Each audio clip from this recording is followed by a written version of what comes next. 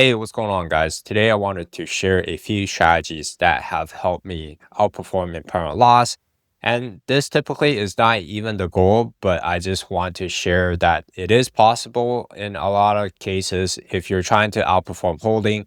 If that's the main goal, like you're trying to accumulate two assets that you believe in, it could be an altcoin or it could be a major pair. I'll share some strategies that make it much more likely that you're going to be outperforming holding in the market. And I do want to say upfront that just because you're outperforming holding doesn't mean that you're profitable long term, right? There has been like multiple instances where the LP is like outperform holding in the market, but because the asset trended down too aggressively, I did close some of the positions in a loss, right? But the reason why I actually wanted to make this video is because a ton of people are still thinking that LPing is bad and like impermanent loss needs to be hedged away. There's just a lot of misinformation about impermanent loss, how it works, and how to actually kind of not worry about it too much or how to actually outperform it if you actually care about this versus HODL metric, right? So let's dive right in and go over first what exactly is impermanent loss. So let's just say you're sending a ETH to USDC LP from 2K to 8K, right? And I'll set it up in this Desmos calculator here. Let's say we deposit it at $3,000, right? And then price lowers at 2K, and then the upper price is 8K. And then what you're going to notice is that at deposit, this orange area here, which is this X number as well, is the ETH value, right? So you have about like 67.8K of ETH right now because I'm using 100K as the value deposit. So you started off with more ETH. And what happens is as prices go up, you can see in the graph here, ETH becomes less and less, right? That's how liquidity pools work when people are buying these assets, like they're swapping ETH for USDC in the pool. So then what you're going to end up with is like more and more USDC as prices go up, right? So if ETH goes to $5,000, impermanent loss is this figure here, where it measures like the HODL value compared to your LP value, right? And the reason why your LP will always rise less than the HODL value, it's because you're selling some ETH on the way up. You're no longer holding that 64, 65K USD worth of ETH in the beginning, right? You can see the ETH value is declining, but you're gaining USDC in the process and you're earning fees in the process. So one of the main things to understand is that if you see the impermanent loss number, this is about like 10.3%. If you're able to earn enough fees to offset that, let's say like 12, 15% APR, you could outperform impermanent loss over time, right? Basically, that's how I think about impermanent loss. If your APR is able to be greater than the impermanent loss, then you're going to have an easier time outperforming it, right? If prices do go up too aggressively, the impermanent loss is going to get quite high. There's a couple ways around that. You could set a really high upper range to reduce the impermanent loss, or you could just hold more spot ETH on the side in case prices do shoot up pretty aggressively. You could take profit on those ETH and basically get like much more capital gains if you hold some ETH on the side as well, right? But if you hold too much spot on the side, it's going to lower your portfolio APR simply because those other ETH is not going to be generating as much income, right? And then we're going to see also that like if the impermanent loss gets too high, you're actually earning APR on this amount of capital, right? Down here. The APR actually has to be much greater than like 30%. If the prices do trend up pretty aggressively, you got to accrue those fees over the next, let's say 4 to 5 years to be able to cover that impermanent loss, right? And with crypto to stable pool, because they are more like volatile, then it's much harder to beat impermanent loss. And oftentimes our goal would not be to try to beat impermanent loss, but to actually to generate cash flow. That's one of the goals. And the other goal is to basically dollar cost average out of our positions into some stable coins to actually reduce the volatility of our portfolio, right? So now that we understand impermanent loss, here's how to actually reduce impermanent loss and then actually outperform it if we want to. So the first step is to set wider ranges. And the more volatile the asset is, the wider your range should be, right? Because it's really hard to stay in range if an asset is very volatile. And most assets in crypto are volatile, except for maybe BTC. The volatility has been kind of declining over time. If we pull up like BVOL7D, which basically measures like the 7-day Bitcoin volatility, right? It's going to say like, okay, Bitcoin volatility has been pretty high like over the last few cycles, over the last few years. But recently in like 2025, 2026, the volatility has dropped quite a bit. But for most assets, you can see like ETH prices do swing pretty wildly. And if it does like a pretty big aggressive uptrend, just like BTC, you're going to see a ton of impermanent loss, right? So then how do we combat that? How do we suffer less impermanent loss? Again, it's just to set wider ranges. And I can show you this simulation here. So I have a client position that goes all the way up to 100K maximum range, right? And you can see that the chart would look quite different if we reset the price back to 3K. You're going to see that we're going to be starting off with much more ETH, right? 81% ETH, and then about 18% of stable coins. And then if prices do hop to like $6,000, basically doubling from our entry, you're going to find that our impermanent loss is only 9.4%, right? So it's pretty negligible in this scenario where like your performance is going to roughly align to like if you're just holding the assets on the side, right? But of course, if it does go on like a wild run, ETH goes to 30K, of course, you're going to see much more impermanent loss. But at the same time, we're dollar cost averaging out of our assets, and then we're earning some fees in the process, right? So it doesn't matter in that scenario if your plan is to basically sell some of your assets on the way up. And in my opinion, it's not as likely that ETH is going to 10x over the next like 5 years versus maybe pulling like a 2 to 3x, right? So I think even ETH going to $9,000, that's a reasonable target, and impermanent loss is only 20.2%. Versus if you set a tighter range, right, like 8K, you're going to see that the impermanent loss is pretty much double. So the higher the impermanent loss, the more fees you have to earn to be able to actually outperform holding in the market. And this works the exact same way on like crypto to crypto pools as well. A lot of different altcoins, if you're pairing with ETH, the wider the range, the less impermanent loss you're going to suffer, right? I have some positions open that are like full range. For example, this Pixel to ETH pool, you can see it's outperform holding, but at the same time, again, just because it's outperforming holding doesn't mean that the position is in profit, right? Because it is a full range LP, in this scenario, it's much easier to outperform holding in the market, even though the underlying asset has been kind of bleeding out over the last few months here. Starting from 2025, you can see prices have been kind of drifting down pretty aggressively, and even then outperforming impermanent loss, right? But basically, if prices stay sideways, you actually would not be suffering that much impermanent loss. But in the scenario where prices swing either to upside or to downside, then we are suffering some impermanent loss. And one thing about impermanent loss is also there is something I call a positive impermanent loss and a negative impermanent loss. And it depends on the goal you set, right? If my goal is to stack some pixel, in this case, prices going down against ETH would mean that I would be accumulating more pixel, right?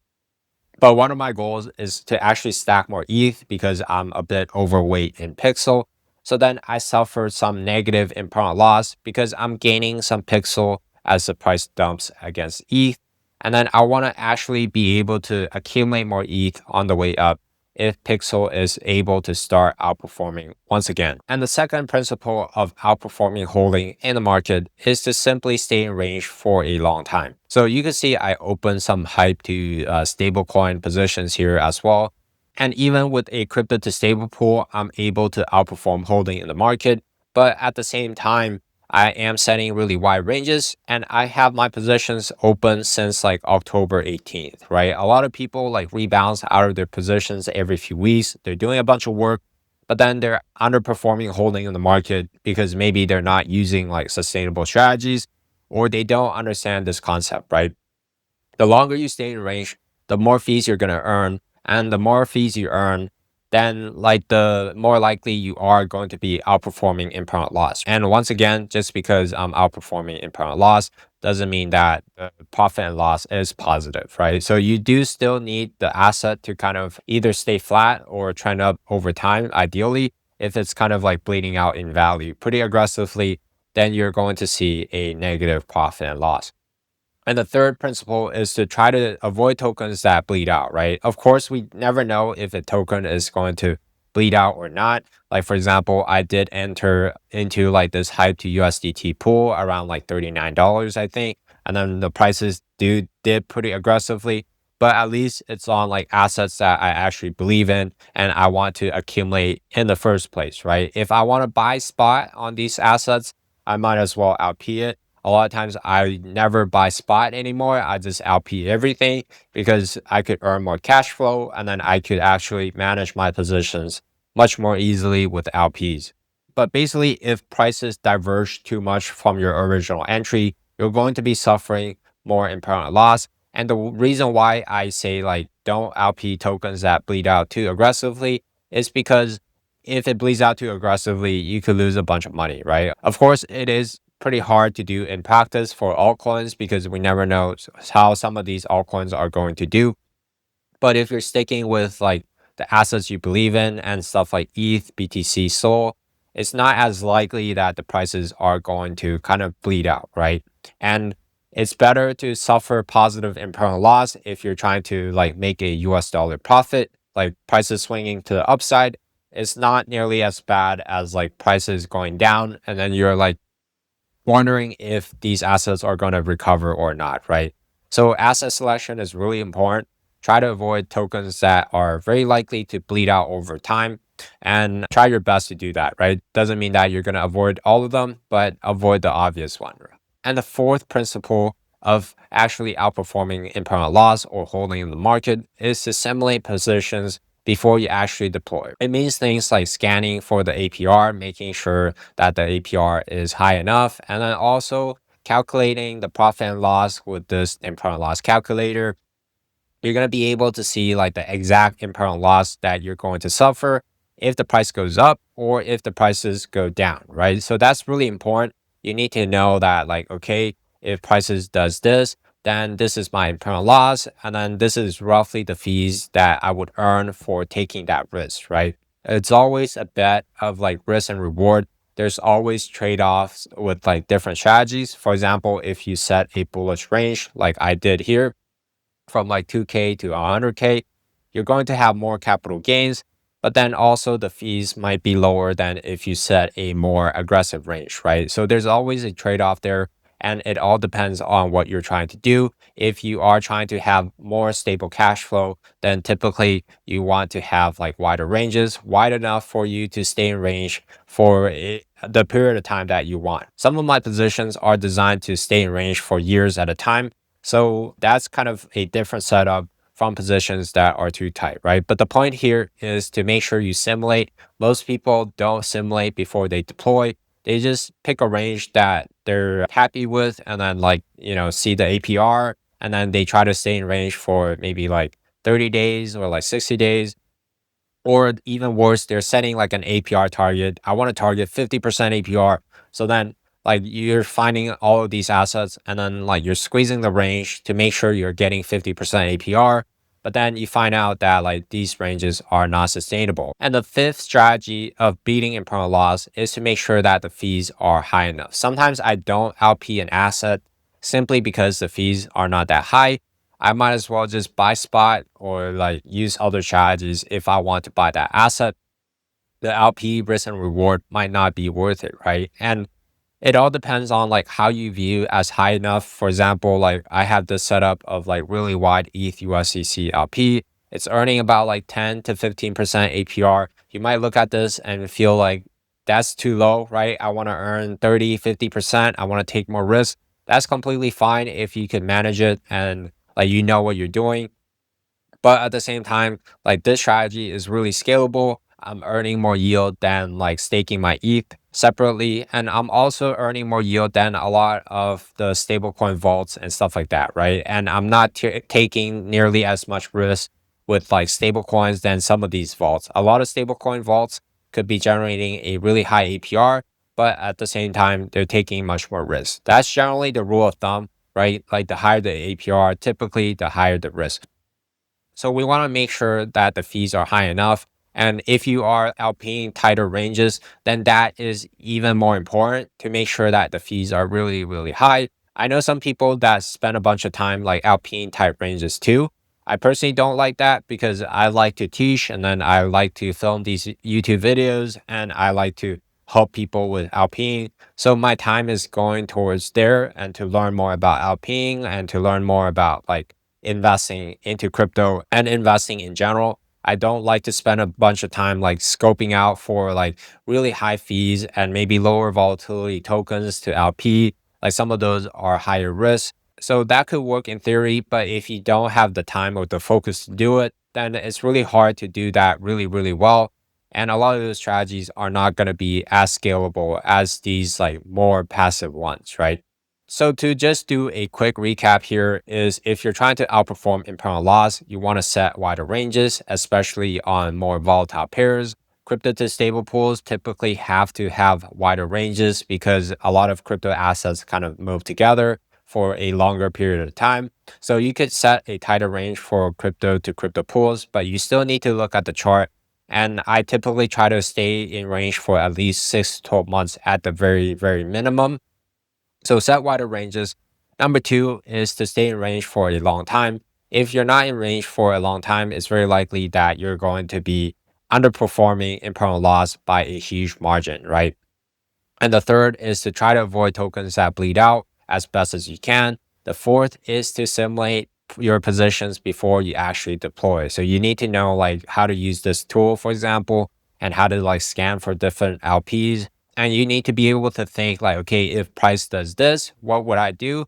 And how would that affect my impermanent loss? And then the fifth is to make sure that the fees are high enough to actually outperform impermanent loss and the risk and reward is worth it, right? For example, this Hype and USDT LP has a pretty good APR, like 15 to 20% APR.